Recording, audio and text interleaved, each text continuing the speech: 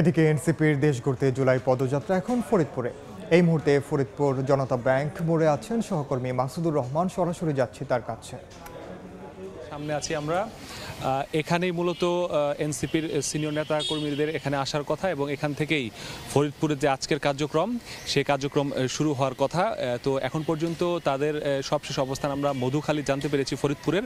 তারা ফরিদপুরে চলে এসেছে এবং সেখান থেকে এখানকার যারা স্থানীয় প্রতিনিধিরা রয়েছেন, এখানকার প্রধান সমন্বয়ক নীলিমা দোলা, তার নেতৃত্বে একটি দল তাদেরকে সেখানে রিসিভ করেছে এবং সেখান থেকে তাদেরকে নিয়ে সেই গাড়ি বহরে করে এখানে আসা হচ্ছে এবং এই সার্কিট হাউসে এসে পৌঁছার পর তারা এখান থেকে তাদের যে পদযাত্রা সেটি তারা শুরু করবে এবং এই পদযাত্রা এই সার্কিট হাউস থেকে শুরু করে ফরিদপুরের যেই জনতা ব্যাংকের মোড় রয়েছে সেখানে একটি স্টেজ করা হয়েছে, সেখানে তারা গিয়ে তাদের সেই পদযাত্রা শেষ করে পথসভা তারা অনুষ্ঠিত করবে এবং সেই পথসভায় তারা ফরিদপুর সম্পর্কে, ফরিদপুরে তারা আসলে এসে কি কি কল্যাণ জনগণের জন্য করতে চায়, ফরিদপুরের মানুষের মধ্যে কি কি পরিবর্তন তারা আনতে চায়, তারা তাদের মতাদর্শ তুলে ধরতে চায়, সেই বিষয়গুলো এখানে তারা তুলে ধরবেন।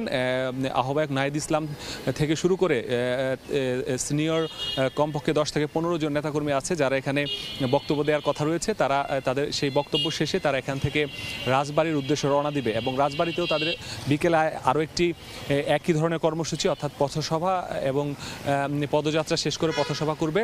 তারপর তারা আজকে মানিকগঞ্জ যাবে, মানিকগঞ্জে গিয়ে তাদের আজকের যে পদযাত্রা থেকে পথসভা সেটি শেষ করার মাধ্যমে 17 দিনের মতো যে কার্যক্রম সেটি তারা শেষ করবে। তো এখন পর্যন্ত এখানকার ফরিদপুরে যেসব জেলা উপজেলা আছে সেখান থেকে নেতাকর্মীরা দলে দলে এখানে এসে উপস্থিত হচ্ছেন এবং সেখান থেকে তারা পদযাত্রাটি অল্প কিছু সময়ের মধ্যে হয়তো শুরু করবেন। এই ছিল আসলে আমার কাছে ফরিদপুরের সার্কিট হাউস থেকে সর্বশেষ তথ্য।